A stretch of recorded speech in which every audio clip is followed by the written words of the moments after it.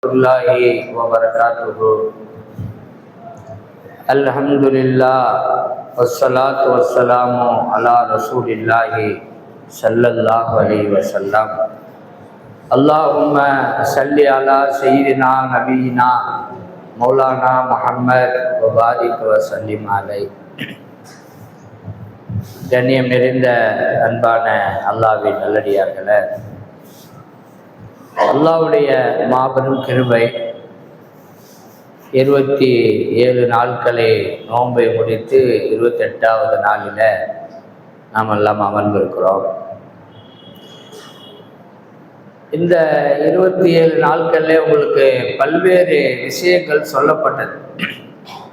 தொழுகை சம்பந்தமான, மௌத்து சம்பந்தமான, திருமணம் சம்பந்தமான, தலாக்கு, இத்தா, கபூரு, சொர்க்கம், நரகம், இப்படி பல்வேறு விஷயங்கள் உங்களுக்கு சொல்லப்பட்டிருக்கு. அல்ஹம்துலில்லாஹ். எதை கேட்டோமோ எதை சொன்னோமோ குர்ஆன் உள்ளபடி அமல் செய்கிற நல்ல பாக்கியத்தை ரப்பு நாம் அனைவருக்கும் நசீபாக்குவாங்க. ஒரு விஷயத்தை நம்ம மறந்துடக்கூடாது. தீனுடைய விஷயங்கள் என்பது ஆழமானது. எல்லா முஸ்லிம்களுக்கும் தீனை பற்றி தெரியும். தொழுவணும், நோன்பு வைக்கணும், போகணும், எல்லாமே தெரியும். அது இருக்கக்கூடிய ஆழமான விஷயங்களை இன்றைக்கு தெரிந்து கொள்வதற்கு யாரும் தயாராக இல்லை. ஒரு அறிவாளி யார் என்று சொல்லுகிற பொழுது, எந்த மனிதன் எனக்கு ஒன்றும் தெரியாது, தெரிந்து கொள்ள வேண்டும் என்று நினைக்கிறானோ அவன் தான் அறிவாளி.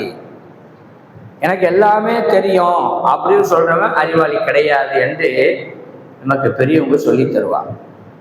இன்னைக்கு இஸ்லாமிய மக்களுடைய நிலை அப்படித்தான் இருக்கிறது. எல்லாமே எனக்கு தெரியுங்க, நம்ம என்னத்தை கேட்டு என்ன செய்ய போறேன்? கேட்கின்ற பொழுதுதான் அன்பானவர்களே நம்முடைய உள்ளங்களிலே ஒரு மாற்றம் ஏற்படும். நாம் செய்வது தவறா அல்லது சரிதானா, இப்படி செய்து கொண்டு இருக்கிறோமே, இதை திருத்திக்கலாமா, என்ன ஏது, இப்படிலாம் இருக்குதா என்றெல்லாம் நமக்கு யோசிக்க தோணும். நீங்க அதை கல்வியில முயற்சி பண்ணல அப்படின்னு சொன்னா கண்டிப்பாக அதை பற்றி நீங்க தெரியவே முடியாது. எனவேதான் நான் இப்ப ஓதுன ஆயத்துல அல்லாஹ் தஆலா சொல்றான், இந்த குர்ஆனை மலையின் மீது இறக்கவாண்டு அல்லாஹ் கேட்டான். ஃபஅபைன ஐயஹ்மில்னஹா வஅஷ்ஃபக்ன மின்ஹா வஹமலஹல் இன்சான். அந்த மலையை சொல்லிச்சான், அந்த குர்ஆனை தாங்கக்கூடிய சக்தி எங்களுக்கு கிடையாது. ஊட்டி மலை எடுத்துக்கிறங்க, கொடைக்கானல் எடுத்துக்கிறங்க, இமயமலை எடுத்துக்கிறங்க, இன்னும் சவுதியில் எத்தனை மலை இருக்கு, தாய்பல் எத்தனை மலை இருக்கு, அல்லாஹ் அக்பர். உலகம் முழுவதும் எத்தனை மலைகள் இருக்கிறது. அந்த மலைகளுக்கு அல்லாஹ் கேட்கிறான், குர்ஆனை நான் உங்க மேல இறக்கவா? இறக்கிறதெல்லாம் எங்களால் தாங்க முடியாது. அதுக்கு பிறகுதான் அல்லாஹ் தஆலா நம்மின் மீது இறக்குகிறான், மனிதனுக்காக. வஹமலஹல் இன்சான், அதை மனிதன் சுமந்து கொண்டான் என்று குர்ஆன் நமக்கு அழகா சொல்லி தருகிறது. எனவே குர்ஆனுடைய அர்த்தங்களையும் மனிதன் தான் சுமக்குகிறான், குர்ஆனுடைய வார்த்தைகளையும் மனிதன் தான் சுமக்குகிறான், குர்ஆனுடைய கருத்துக்களையும் மனிதன் தான் சுமக்கிறான். அப்ப குர்ஆன் என்பது முழு சமுதாயத்துக்கும் ஒரு வழிகாட்டி. எனவே இந்த குர்ஆனை நாம் தள்ளி வைக்க வைக்க, இந்த குர்ஆனை விட்டு தூரமாக போக போக இஸ்லாமிய வாழ்க்கை இருக்கிறது நம்ம விட்டு தூரமாக போயிடும்.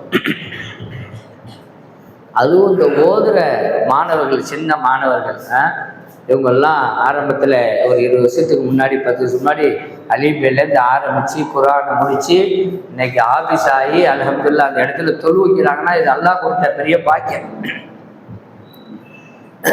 எல்லாரும் கிடைக்காது. அவங்களுடைய தாய் தந்தைகள், அவங்களுடைய சொந்தம் அந்த பிள்ளைங்களை பார்க்குற பொழுது ரொம்ப ஒரு சந்தோஷப்படுவாங்க. ஏன்னா ரசூலுல்லாஹ் சொல்கிறாங்க, ஒரு மனிதனுக்கு தீனுடைய கல்வி கொடுக்கணும்னு சொன்னால் அல்லாஹ் நாடியவருக்கு தான் கொடுக்குறோம். இப்போ எப்பவுமே நமக்கு எல்லாமே தெரியும் என்ற சிந்தனையை நாம் தூக்கி எறிந்துவிட்டு எனக்கு இன்னும் தெரிய வேண்டியது இருக்கிறது என்பதை நாம் புரிந்து கொள்ள வேண்டும். உதாரணத்துக்கு ஒன்று சொல்கிறேன், தொழுகையுடைய விஷயம். தொழுகையில் பார்த்தீங்கன்னா ஃபர்லான தொழுகை, சுன்னத்தான தொழுகை என்று இருக்கிற, நஃபிலான தொழுகை எல்லாமே, ஃபர்லுக்கு அடுத்தது எல்லாமே வச்சுக்கலாம். இந்த ரெண்டு தொழுகைக்கு என்ன வித்தியாசம் என்று சொன்னால் பெரும்பாலான பேருக்கு தெரியாது. ஃபர்து தொழுகையை பொறுத்தவரையில 2 ரக்காத் உள்ள தொழுகை, 3 ரக்காத் உள்ள தொழுகை, 4 ரக்காத் உள்ள தொழுகை. இந்த முன்னாடி உள்ள 2 ரக்காத்திலேயுமே அல்ஹம்து சூரா ஓத வேண்டும், துணை சூரா ஓத வேண்டும். 3ஆவதுலேயோ 4ஆவதுலேயோ வெறும் அல்ஹம்து மட்டும் ஓதுனா போதும். இது சட்டம். ஆனால் சுன்னத்தான தொழுகை, நபிலா தொழுகை எதுவா இருந்தாலும் 2 ரக்காத்துனா 2 ரக்காத்து அல்ஹம்து சூரா ஓதணும், துணை சூரா ஓதணும். 3லே ஓதணும், 4லே ஓதணும். நீ 4 ரக்காத் தொழுகை நபில் 4லே ஓதியா. இந்த சட்டம் யாருக்கு தெரியுது? தெரியாது.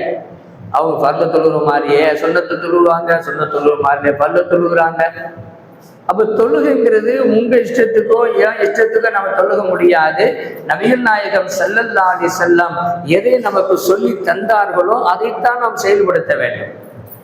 எனவேதான் அந்த தொழுகை உயிரோட்டமான தொழுகையாக மாறும். தொழுகின்ற பொழுது இன்னைக்கு பெரும்பாலும் சிந்தனைகள் சிதறி விடுகிறது. அந்த சிந்தனை சிதறாமல் இருக்க என்ன செய்ய வேண்டும்? இந்த தீர்வை இன்றைக்கு பல பேர் யோசிக்காம இருக்காங்க. ஏதோ தக்பீர் கட்டுறாங்க, தொழுகிறாங்க, குனியிறாங்க, நிமிடுறாங்க, இஸ்லாமின்னு போயிட்டே இருக்காங்க. அந்த தொழுகை நல்ல தொழுகையா, கரெக்டாக நம்ம தொழுதோமா, அதை பற்றிலாம் சிந்திக்கிறேன். எனவே தான் பெருமானார் ஸல்லல்லாஹு அலைஹி வஸல்லம் சொன்னாங்க, நாளை மறுமையில் ஒரு மனிதன் வருவான், 50 ஆண்டுகள் 40 ஆண்டுகள் 60 ஆண்டுகள் தொழுதிருப்பான், எல்லா இபாதத்தையும் செஞ்சிருப்பான். அவனை பார்த்து அல்லாஹ் சொல்லுவான், நீ நரகத்துக்கு போ அப்படிம்பான். ஏன்டா அல்லா, நான் எல்லாம் தொழுதேன், உங்க தொழுகையெல்லாம் ஒண்ணுமே இல்லை, எல்லாம் குப்பை, இந்தா பழைய துணியை தூக்கி எறியமா, தூக்கி எறிய முடியும். அப்ப இந்த தொழுகை 2 ரக்காத்து நம்ம தொழுதாலும் யாருக்காக தொழுகிறோம்? தொழுகையில என்ன ஓதுறோம்? இது என்ன அந்த அர்த்தம் சொல்லப்பட்டிருக்கு தெரியாட்டி கூட என்னுடைய இறைவனுக்கு முன்னால் என்னுடைய இறைவனுக்காக நான் தொழுகிறேன். அவருடைய 14 நல்லா அழுகிறார். அப்படி இல்லை, யாரெல்லாம் நான் உனக்கான இறைவன் என்னை பார்த்து கொண்டிருக்கிறான். ரசூலுல்லாஹ் சொன்னாங்க, நீ இறைவனை பார்ப்பது போல வணங்கு. அது முடியாது, இறைவன் உன்னை பார்க்கிறான் வணங்கு. இந்த 2 சூழ்நிலையும் உன்னுடைய தொழுகையில எதையாச்சும் உன்னை ஏற்படுத்திக்கன்னு சொன்னாங்க. 2வது கண்டிப்பா எல்லாரும் ஏற்படுத்திக்கலாம். எனவே அன்பானவர்கள், நம்ம தொழுகை உயிரோட்டமாக இருக்க வேண்டும் என்று சொன்னால் அதற்கு தீனுடைய விஷயங்கள் நமக்கு மிக அவசியம். அதை நம்ம தெரிஞ்சுக்கணும். இன்னைக்கு உலமாக்கள் மூலமாக, புத்தகங்கள் மூலமாக, பயான் மூலமாக எவ்வளவோ இருக்குது. எதையோ நம்ம பார்க்குறோம், கேட்குறோம். இதையெல்லாம் கேட்டு தெரிந்து கொள்ள வேண்டும். ஒரு ஊர்ல இமாம் தொழு வச்சு கொண்டிருக்கிறாரு. அவர் 3 ரக்காத்துல இஷாவுல சலாம் கொடுத்துறாரு. கிராமம் சலாம் கொடுத்த உடனே எல்லாரும் அமைதியா இருந்துட்டாங்க. இமாமுக்கு பின்னாடி சுப்ஹானல்லாஹ் ஒரு தவறு வந்துருச்சுன்னு வைங்களேன். இமாமுக்கு தவறு வந்து என்ன செய்யணும்? அதே ரசூலுல்லாஹ் சொல்லித்தராங்க. 4 ரக்காத்துக்கு எந்திரிக்கா 3ல உட்காந்துட்டார். என்ன செய்யணும்? எங்க உட்காந்துட்டு நான் சொல்லணும்? சுப்ஹானல்லாஹ்னு சொல்லணும், இல்லை அல்ஹம்துலில்லாஹ்னு சொல்லணும், இல்லை அல்லாஹ்வுக்கு 3ல ஏதாச்சும் ஒரு வார்த்தை சொன்னா இமாமுக்கு தெரிஞ்சது, ஆக நம்ம தப்பு செஞ்சிடும், எந்திரிச்சிருவார். பேசிடக்கூடாது. ஹஸ்ரத் எந்திரிக்க 4வது எந்திரிக்க அப்படி சொல்லக்கூடாது. இந்த 3 வார்த்தையை ஏதாச்சும் ஒரு வார்த்தையை சொல்லணும். அல்லது 4ல இருந்து எந்திரிக்கிறார், அப்ப என்ன செய்வான்? சுப்ஹானல்லாஹ்னா உட்காந்துடுறான், நம்ம 5 எந்திரிக்கிறோம். இது நல்ல பொருள். இதெல்லாம் ஒரு சட்டம். இதில் பெரும்பாலும் யாருக்கும் தெரியல. அப்ப அந்த இமாம் 3 ரக்காத்துல சலாம் கொடுத்து விட்டார். இமாமு தெரியாம தானே கொடுக்குறாரு, வேணும்டா கொடுக்குறாரு. மக்கள் எல்லாரும் கம்முன்னு இருந்துட்டாங்க. ஒருத்தர் மட்டும் சொன்னாரு, இமாமும் 3 தான் தொழு வச்சார்னு அடிச்சார், ஒரே அடி. எல்லாரும் கொஞ்சம் சந்தேகம், 3ஆ 4ஆ, எல்லாரும் கொஞ்சம் சிந்தனையில தானே நிற்கிறோம். தொழுவும் போது ஏதாவது ஒரு சிந்தனை. அவர் சொன்னாரு, இல்லை 3 தான் எனக்கு தெரியுன்றார். எப்படிங்க தெரியும்? எனக்கு 4 கடை இருக்கு. ஒவ்வொரு கடையுடைய கணக்கையும் ஒரு ரக்காத்துல நான் ஒரு ஓரலாக பார்த்துருவேன். இன்னைக்கு ஒரு கடையுடைய கணக்கை நான் பார்க்கல, அதனால 3 தான்டாரு. அடிச்சார் ஒரு திரும்ப இமாம் தொழு வச்சார். இப்படிதான் நம்முடைய விஷயங்களை நீ போய்கிட்டு இருக்கு. அதே மாதிரி வேலையை பற்றி சிந்திக்கிறோம், நாளைக்கு போகிறத பற்றி சிந்திக்கிறோம், கம்பெனியை பற்றி சிந்திக்கிறோம்.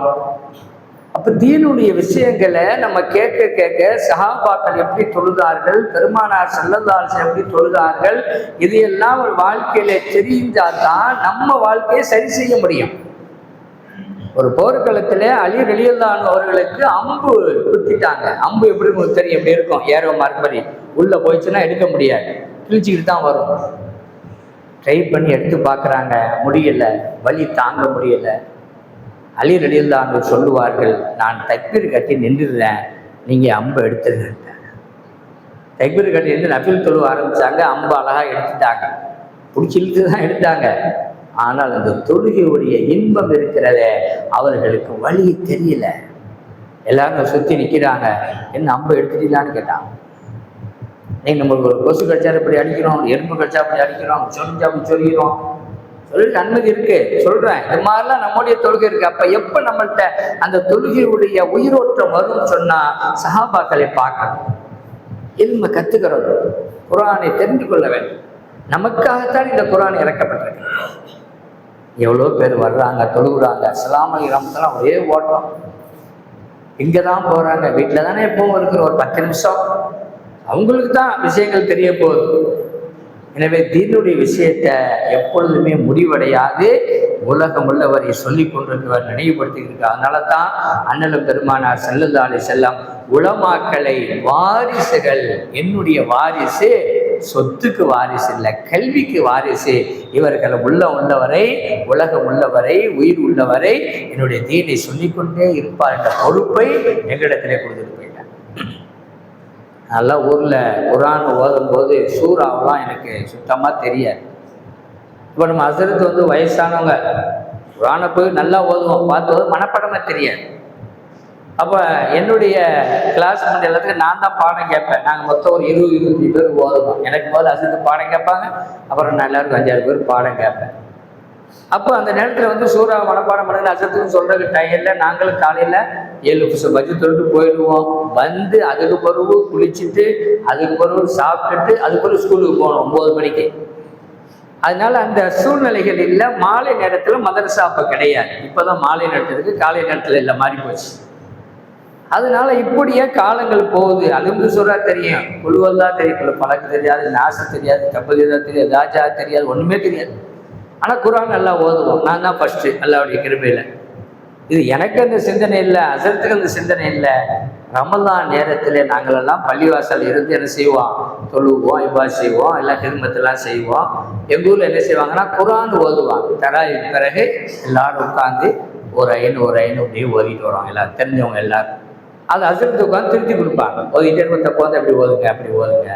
அப்போ சூறாக்களையும் கேட்பாங்க, நீங்கள் இந்த சூறா சொல்லுங்க, அந்த சூறா சொல்லுங்க. அப்போ எனக்கு தெரியல.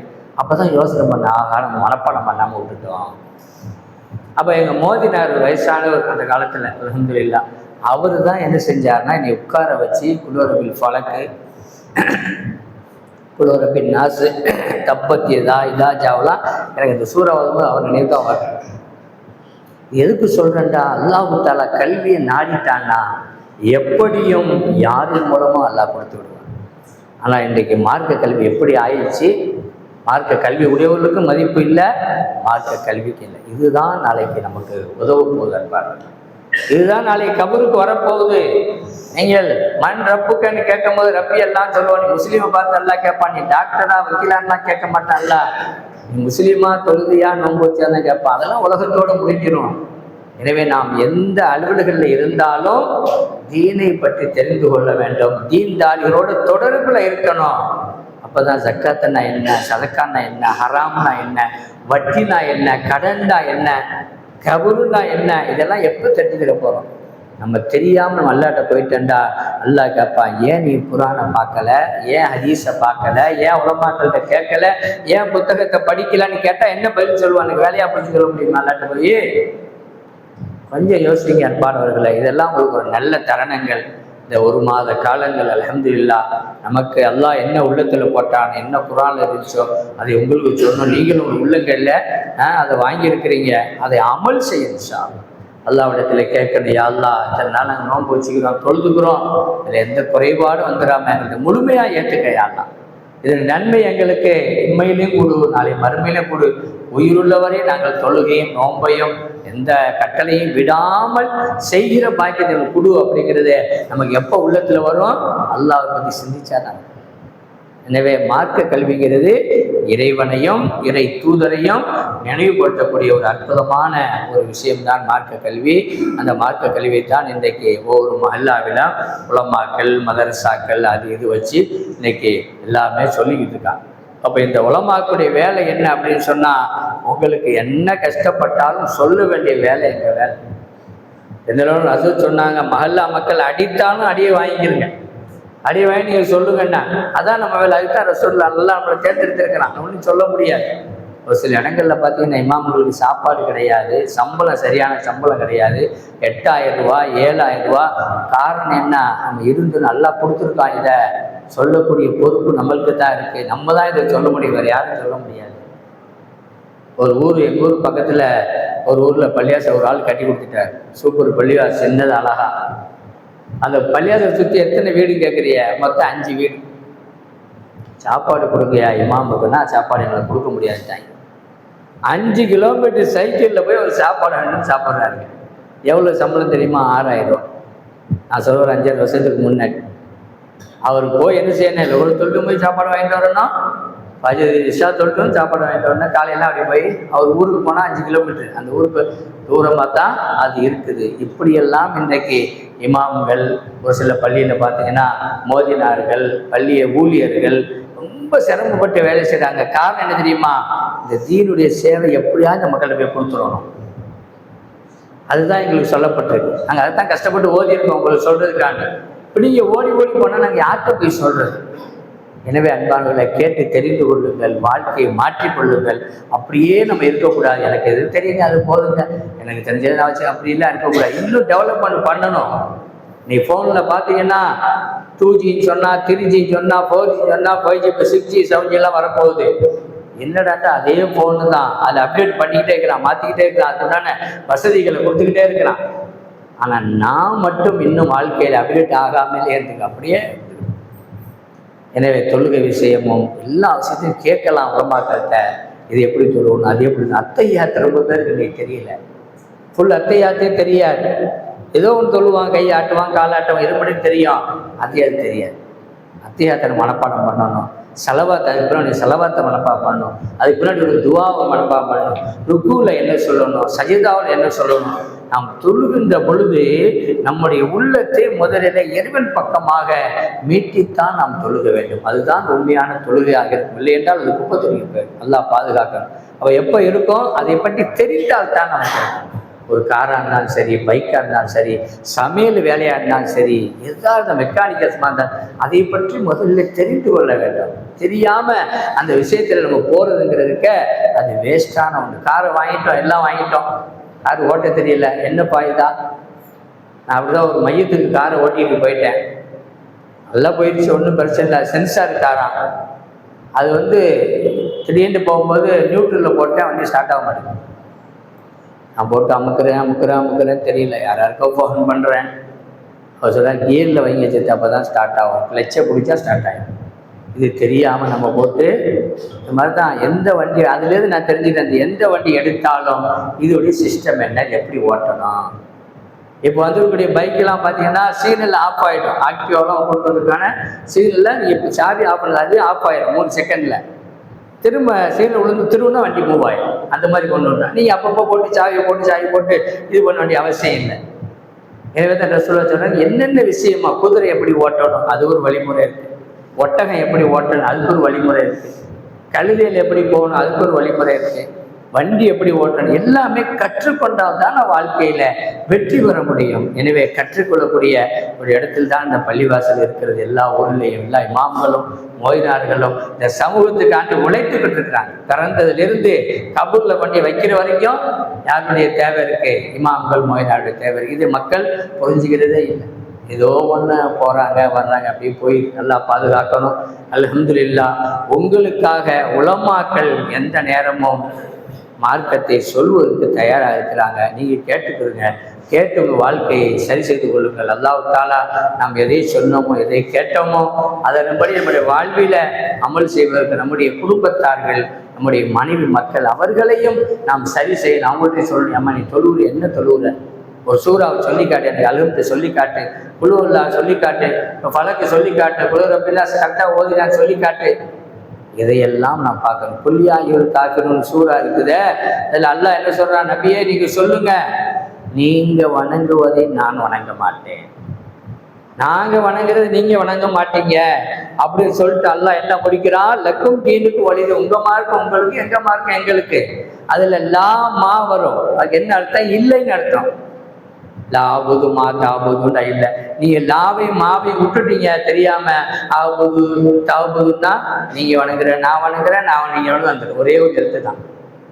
அப்ப மனப்பாடம் செய்கின்ற பொழுது கூட அதை சரியான முறையில நாம் மனப்பாடம் செய்ய வேண்டும். எதையும் விட்டுறாம எதையும் கூட்டிடாம. அர்த்தமே மாறிடும்.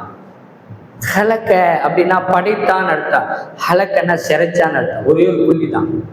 புள்ளி எடுத்துட்டா சிறைச்சிட்டான்னு வந்துடும், புள்ளி வச்சுட்டா படைத்தான் வரும். எனவேதான் குர்ஆனை நம்ம ஓதுகின்ற பொழுது கூட நிதானமாக சேது ஜபரு நுக்தாவை எல்லாம் பார்த்து நம்ம இன்ஷா அல்லாஹ் ஓதணும். வேகமாக முடிக்கணும் என்பதை விட சரியாக ஓதணும். எனவேதான் அல்லாஹ் ரத்திலில் குர்ஆன தர்தீலா, நீங்கள் குர்ஆனை சரியான முறையிலே ஓதுங்கள் என்று அல்லாஹ் தஆலா சொல்லி காட்டுகிறான். எனவே இந்த குர்ஆனையும் ஹதீஸையும் மார்க்க சட்டங்களையும் சட்ட திட்டங்களையும் அத்துணையுமே நமக்கு எவ்வளவு முடியுமோ அவ்வளவு வாழ்க்கையில கற்று அதை அந்தந்த நேரங்களிலே அமல் செய்கிற நல்ல வாய்ப்பினை ரப்பு நம் அனைவருக்கும் நசீபாக்கி தருவானாக. வாஹிரு தஅவானா அல்ஹம்துலில்லாஹி ரப்பில் ஆலமீன். அஸ்ஸலாமு அலைக்கும் வரஹ்மத்துல்லாஹி வபரகாத்துஹு.